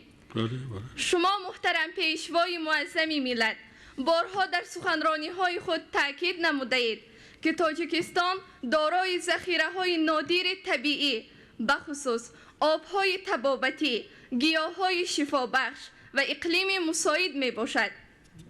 در کشور صدها چشمه‌های و آب‌های شفابخش موجودند که دارای خاصیت‌های طبابتی و برقرارسازی سلامتی می باشند. با دستگیری‌های پیوسته شما محترم پیشوای ملت امروز آسایشگاه‌ها و مرکزهای معاصر سالمگردانی در منطقه‌های گوناگون جمهوری فعالیت دارند و شرایط مناسب برای استفاده ثمرناک این ذخیره‌های طبیعی فراهم می‌آید. محترم جناب عالی، با صمیمیت اظهار می‌نمایم ما جوانان دوره صاحب استقلالی پیروان اصیل پیشوای ملت بوده سعی و تلاش میکنیم که تاجیکستان را در عرصه بین المللی همچون کشور سبز و دارای امکانیت‌های بزرگ سیاحی معرفی نماییم. نسل استقلال و صلح و وحدتیم، پیروان پیشوای ملتیم. از توجهتان سپاسگزارم. سلامت باشید، سلامت باشید. نامت شکرانه اینقدر نام زیبا برای چی؟ تشکر محترم جناب. نه برای چی شکرانه؟ محترم جناب عالی، از سبب آنکه در عائله یک فرزند هستم برای همین مرا نامم را شکرانه گذاشتم. همین شکرانه گفتم. بله محترم جناب. انا باید خودت خدمت 5-6 فرزند کنی. البته محترم. خیلی با پدر و مادر. برای خواندن کار. برای متخصص خوب بودن کار. که پگاه نگهبان پدر و مادر باشی. خب اما جوان دختران ما ببینید فعال هستند، در تمام آزمون ها فعال هستند. من احسان میگم با کلی دختران تاجیک، مادران تاجیک که اینقدر فعال هستند در همه سال. حتی در نیروگاه برقی آبی راغون رفتم، در همونجا در وی که بنیاد ساعت با همون قدر تکنیک عظیم جوسه را بانوی تاجیک در سر چنبرک است. خب از کار معاش بلند میگیرد. تکنولوژی حاضر زمان برای خودش در نزدیک خانه‌شان خوب است. خب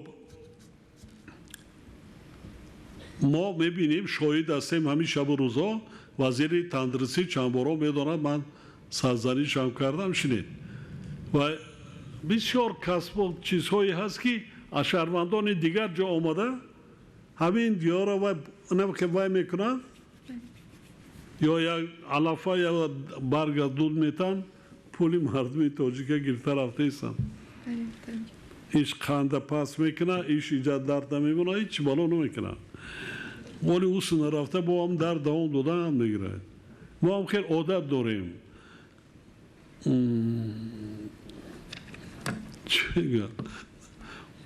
یک چیزی وایست و جای گپش اینجا نیست. لیکن به هر حال ما میتوانیم ده ها هزار بانوها را با اختصاصهای کسبهای عادی، نه اونقدر 5 سال هم در کار نیست، 1 سال بعضا 6 ماه در کالج های طبی دیگر چیز ما تعلیم داده خودی داخل بازار داخلی مهنت تامین کنیم با جای کار زندگی. من شاهد هستم این چیز داده بسیار، من خودم شاهد هستم. ما رکلام هم میکنیم تلویزیون تاجیک هم ای کی سر میکنه؟ ای طبیبی تاجیک نی همین بمونه. انا مرکزی طبابتی فلان جا انا ای خیلی میکنه اما سوز میکنه عمری درازی با برکت میبینی ای همی سر میشه. همچنان که گویا که در تویشان نه طبیب است و نه گویا که کسالخانه دارد و نه وزارت دارد و نه، یعنی ما در بعضن حالت ها قفا میمانیم. دویم درجه سیم درجه میگیم شنید حالی هم منتالیتیت کنه است. ای ما سر دکتر باشم گاستوک بندم وایکن ما ماشین از ورشاد تلفن قطعی اون زمان گذشت رفت حاضر متخصص باش متخصصی در جای بلند باش خب کلینیکای خودت کن طبابت خانه خودت کن در بسیار دنیا همین شخصی هست کن هنرت نشان ده میشوی صاحبی پولا میشوی صاحبی هم بایگری هم میشوی همه چی صاحبی احترام هم میگردی همه چی را ما آزاد کرده ماندیم کسی میتواند کسالخانه خودش و طبابت خانه خودش را تاسیس میده کسی میتواند اونم البته متخصص بودن در کار باید ما خودم ما حکومت همه طرف دستگیری میکنیم کالج های خصوصی هم تاسیس دادن برای تیار کردن متخصصا یکی بسیار یا دیپلم میگیرن میرن در کنج خانه شان میشنن از یک حساب من این در زید نیستم برای چی؟ بیشتر همشیره شفقت بانو هستند دخترها میخونند خواهی اگر هیچی هم نباشد خواند پگاه فرزنددار شد فرزندی خودش در خانه نگاه بین کرده میتواند همطور نه؟ بله بله این بسیار مهم جوان دختران بسیار ذوق خواندن دارند در کجا گوشه و کناری رویم بینید با فعال هستند فعال کار میکنند عکس نیست ساحه‌ای که امروز بانوها کار و فعالیت و زندگی نداشت 75% آموزگارا امشب و روز از 131,000 75%ش بانوها است من تحلیل میکنم همون مؤسسه تعلیمی که 90% 100% بانو است 100% ختم کنندگان داخل میشه 100% 90% 80% ختم کننده های همون مؤسسه تعلیمی با دانشگاه و دانشگاه‌های هم داخل هم خارج داخل میشه خانه دختران آسان سلامت باشید آموزگاران بار دیگر میگم تاکید میکنم در یک سال کمش من 6-7 مرتبه با کارمندان ساحه معارف در هر یک مؤسسه تعلیمی ما افتتاح کردن صحبت میکنیم تاکید میکنم شما این را نادیده نگیرید برای چی تاکیدهای رهبر دولت در این سمت است این زینه اساسی دو دولت باز میگم اینجا پیناریش نیست ژاپن و آلمان بعدی جنگ دوم جهانی تاریخ از تاریخ ما نبودیم در اون سالا لیکن از تاریخ میخوانیم میبینیم و چگونه رشد کردن و چگونه ترقی کردن و ترقی کرده ایستادن هر دو کشورم از لحاظ تکنولوژی آلمان هم ژاپن در دنیا جایهای اول رو میگیرند تکنولوژی از همه پیشقدم دنیا را احترام میکنند از لحاظ اقتصادی نیست کشورهای اول قدرت از لحاظ اقتصادی برای چی؟ برای آنکه اولین لایحه پروژه آنها سرمایه برای رشد انسانی بود روانه کردن برای رشد انسانی همین ساحه علم معارف حاضرم بعضی کشورها هیچی ندارن من میدونم بعضی در اروپا از دیگر منطقه هیچی ندارن یگان بایگری ندارن ما برعکس بایگری اینقدر ذخیره‌های معدن اینقدر ذخیره‌های همه متال‌های سیستم از مدل زیادتر در کشور ما هست هم نقره‌اش هم تیلاش متال‌های قیمت بها سنگ‌های قیمت بها معدن‌های وای همش هست در ما وجود دارد ما کادر نداریم متخصص انا همین ساحه را 30 سال باز از سالهای وزبی سر کرده از اولی وای من کوشش کردم حتی عالما پریشان نشوند در سالهای جنگ شهروندی من آنها را استیپندی کم هم که بود برای دستگیریشان استیپندی معین کردم معاش مخصوص میدادم که آنها رو افتاده نشوند روزی میرسد که با آنها با کار شروع میکنند هر یک پدر و مادر، هر یک پدر و مادر آموزگار، ما شما باید این را در مخزن معینمان جا کنیم. تولد شد به تربیه مشغول بودن در کار، به تربیه.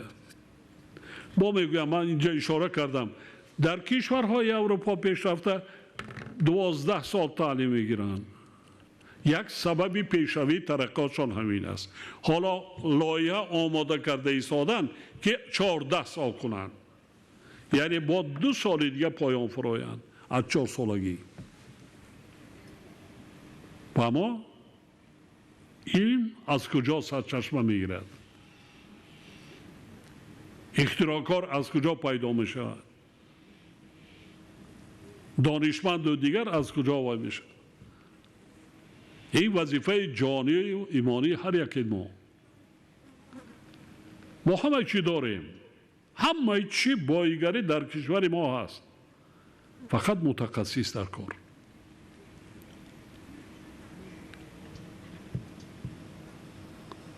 این از پیش از همه پدر و مادران، نه که تنها آموزگار، پدر و مادران در نزد آموزگاران همگی 4-5 ساعت، دیگر خواننده کودکان بیشتر در نزد پدر و مادر. از دانشجو باشد، از پدر و مادر بعضا جدا در تعلیم و تربیه دانشگاه. مرحمت آموزید، زبان آموزید جوانان.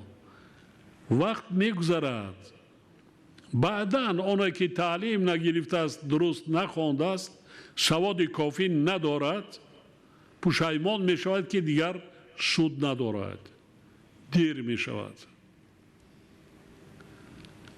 همه شمایان را بار دیگر تبریک و تهنیت می گویم و به شما پیش از همه سلامتی، موفقیت، خوانش خوب و اعلا و برای کار آزمانده هستم. سلامت باشید.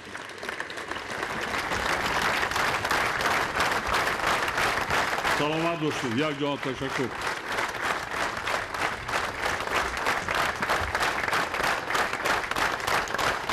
در